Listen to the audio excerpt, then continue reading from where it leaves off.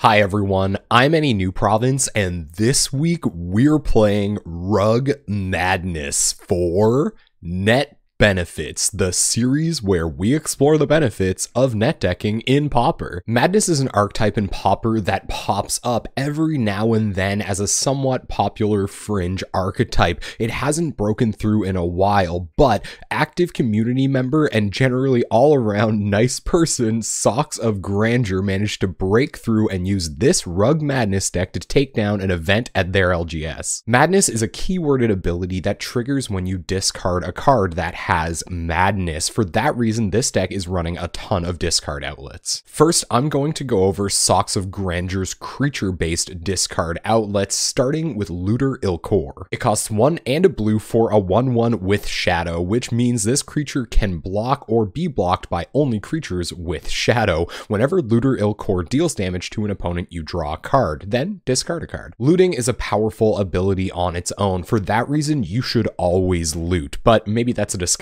for another time. In this deck, it not only allows us to filter our draws, it also enables all of the Madness spells we have in our deck. Next, we have Borderland Explorer, which costs 1 and a green for a 3/1 Elf Scout, and when it enters the battlefield, each player may discard a card. Each player who discarded a card this way may search their library for a basic land card, reveal it, and put it into their hand, then shuffle their library. Getting a 3/1 this early in the game is usually a great thing, and sometimes worth it to give your opponent an extra card, especially if we can get some Madness value out of the card we discard. We're also running Insolent Neonate, which costs 1 red for a 1/1 with Menace, which means this creature can't be blocked except by 2 or more creatures. You can discard a card, sacrifice Insolent Neonate to draw a new card. Again, Insolent Neonate is just a great way to filter our draws on its own, and if we can get a little bit of extra value out of the card we discard, all the better. It's great too that Insolent Neonate can sometimes attack around your opponent's single blocker if they're trying to stall the board out. Next, we have our non-creature based discard outlets, starting with Lightning Axe. It costs 1 red mana for an instant, and as an additional cost to cast this spell, you have to discard a card or pay 5 generic mana, which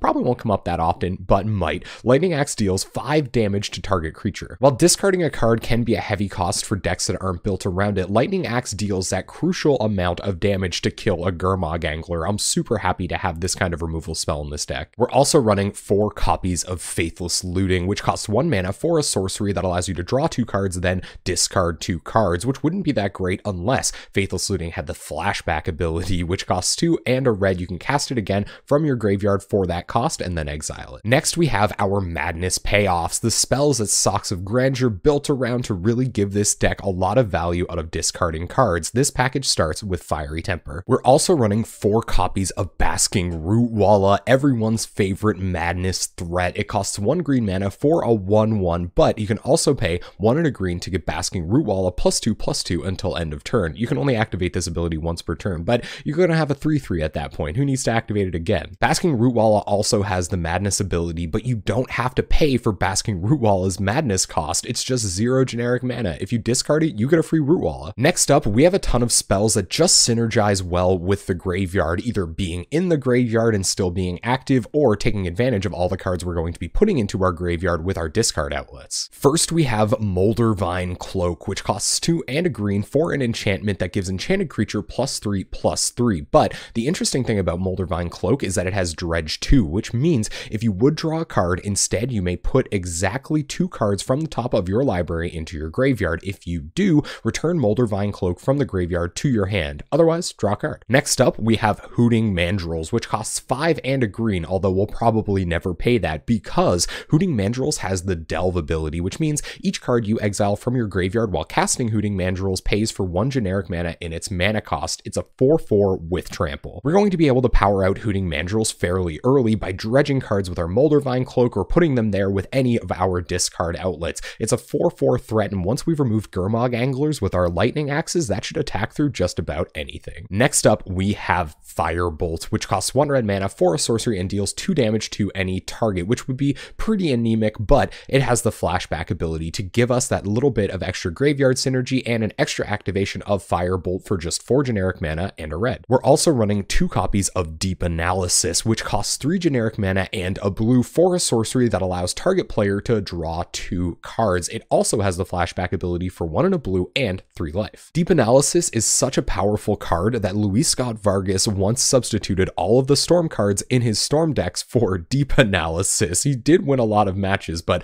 I still think it was kind of a mistake. Anyway, Deep Analysis is just an excellent card advantage spell, and it makes a lot of sense to have it in here because you can still cast it from your graveyard. To go along with our Deep Analysis, we have Preordain as a little bit of extra card filtering. It costs 1 blue mana for a sorcery that allows you to scry 2, then draw a card. We're running a little bit more interaction in this deck, even though it doesn't synergize with our graveyard. They're just great removal spells to include in any deck that runs mountains. First, we have a main board copy of Electrickery, a great inclusion. It's an instant that costs 1 red mana to deal 1 damage to target creature you don't control, which seems really bad, but Electrickery has the overload ability, which means you can pay 1 and a red and cast this spell for its overload cost. If you do, you change its text by replacing all instances of target with each, meaning you can wipe the board of all the X1s on your opponent's side. Electrickery is just a great way to hedge against decks like Boros Monarch with all of their Battle Screech tokens, or Elves with all of their super important X1s. It's even a way that you can blow out Delver decks by killing their spell stutter sprites while the counter trigger is still on the stack. It's just awesome to have a single main deck copy to dig to. Finally, our last non-land card is Lightning Bolt, one of the best removal and burn spells in the Pauper format. It costs 1 red mana for an instant that deals 3 damage to any target. All right, let's have a look at this mana base, and like any 3-color mana base in the Pauper format, it's certainly a doozy. First,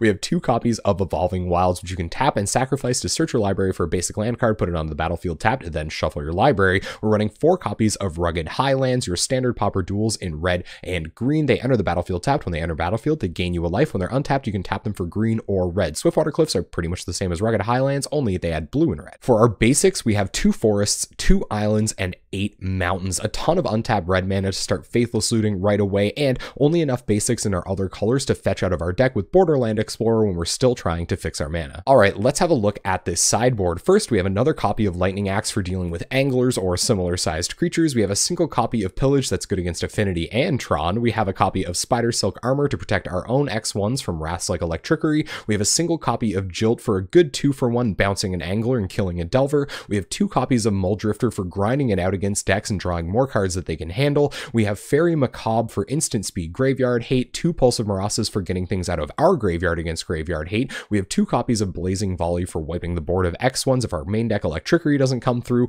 2 copies of Ancient Grudge for wiping the board of artifacts if Pillage doesn't do it, and 2 copies of Tranquility for destroying all of Boggle's enchantments, or if we run into something like Mono White Heroic. And there you have it, Rug Madness by Socks of Grandeur. Congratulations on taking down the event at your LGS, Socks. We're going to take this deck into a league on Magic Online at twitch.tv/AnyNewProvince this Wednesday night at 7 p.m. Atlantic time. We're there every Wednesday night playing competitive Pauper decks. Before I go, I just want to remind you that you can like the video or subscribe to the channel down below. I'd seriously appreciate it. It's a great way to let me know you've enjoyed everything, and it really encourages me to keep making great Pauper content. Thank you so much for watching. I hope you enjoyed this deck tech, and hopefully I'll see you on Wednesday night.